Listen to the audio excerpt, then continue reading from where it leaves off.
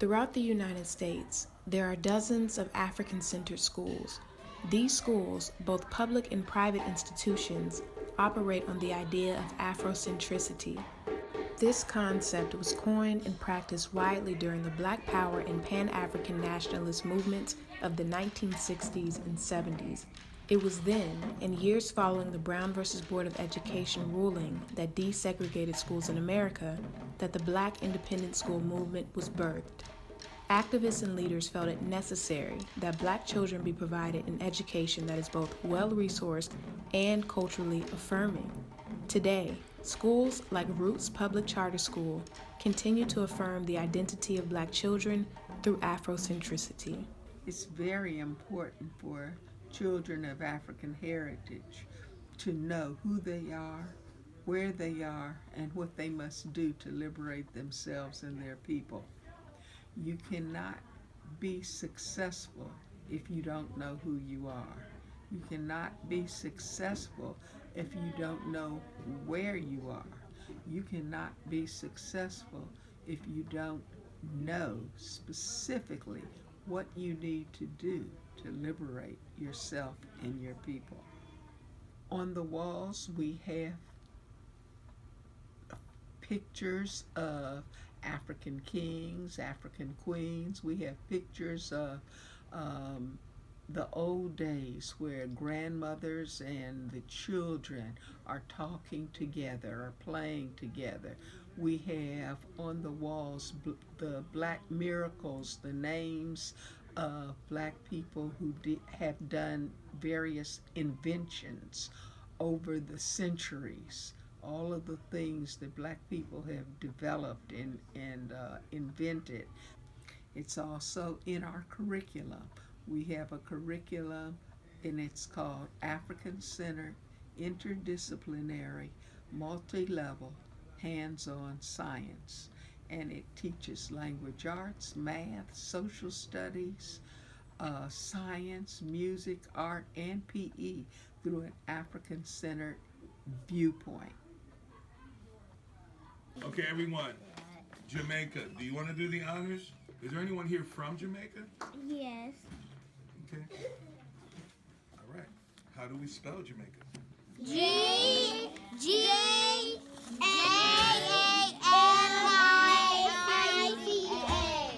Write it down. In which Alex Haley, the author of the book Roots, found his family. Who wants to tell me? Who knows? The Kingdom of Ghana. H. I shouldn't have to tell you that.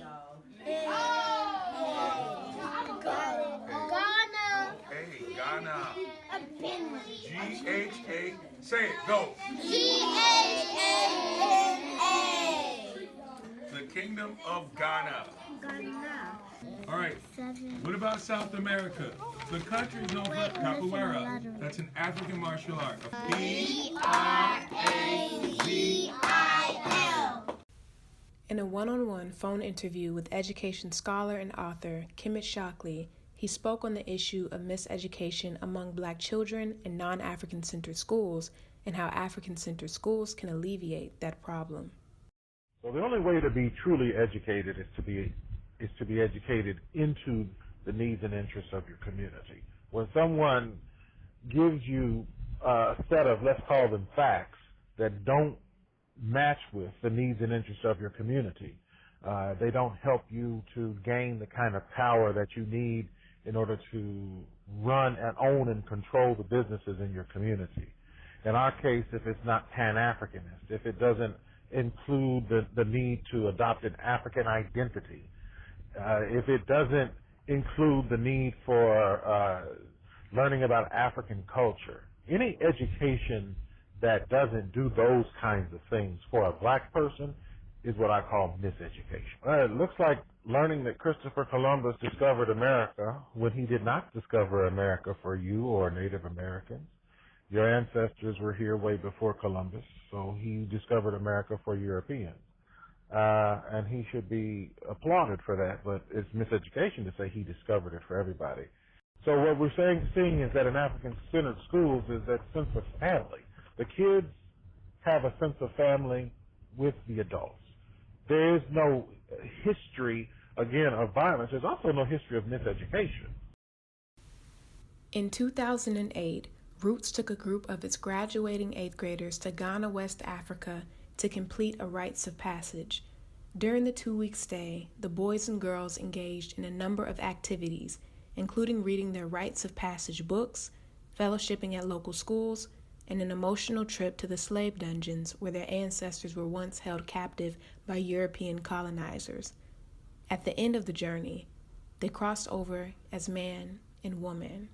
At the end of the rites of passage book, that's when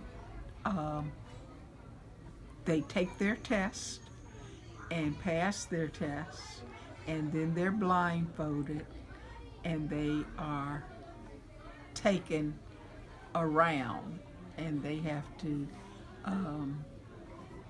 hold on to each other's shoulders to show that you're holding on to your culture, you're holding on to your own people, you trust your people, you're blindfolded and you trust your people to make sure that you don't fall or get hurt or whatever, and you're walking through a wooded area, and then you're walking through the water, and then you walk back on the sand, and then you come out, there's a big bonfire, you can take your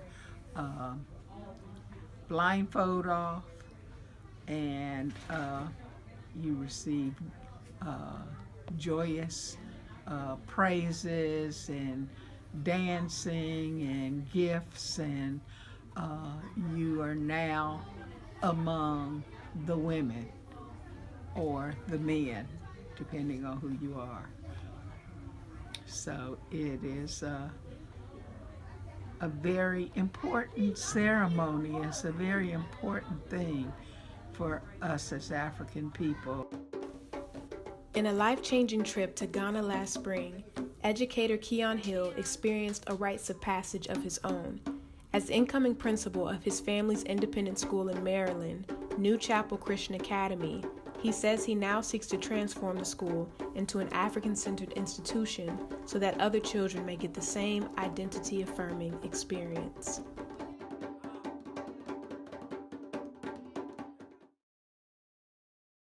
I feel like I've been lied to my whole life. Like, for example, the map.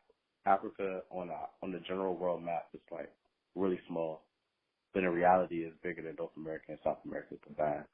On the TV, like they'll show you images of Africa, and like how like they always show like a child with an oversized belly and like dirt roads, and like everything is just such in a negative aspect. But then when I get there on the place, like the beautifulest thing I've ever seen in my life, like so pretty, and I just felt like it's systemically been placed in our minds to like devalue the power of like where we come from, and then like Africa in a whole as a whole.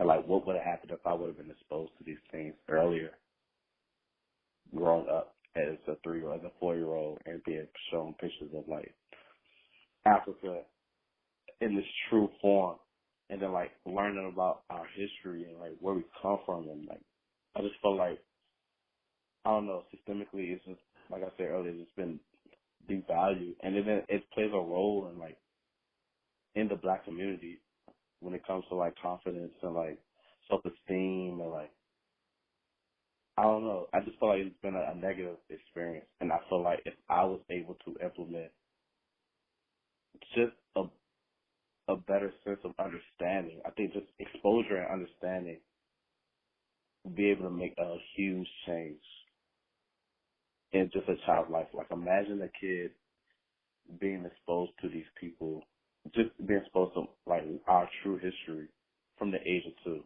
because we take pre-K2, and we take them all the way from 2 to 18 years old. They've been fed these things over every year. It would just be life changing, and they'll have a better sense of understanding of who they are, which will lead them to more of a confident and self-aware person. I think that would be huge for the development. So I kind of just, I don't know, it really just stuck with me. It's one of those things that like when it hits you and it's like burning inside of you, you just gotta act on it. So that's kind of like just where I'm at right now. I've been in this space for like the past year.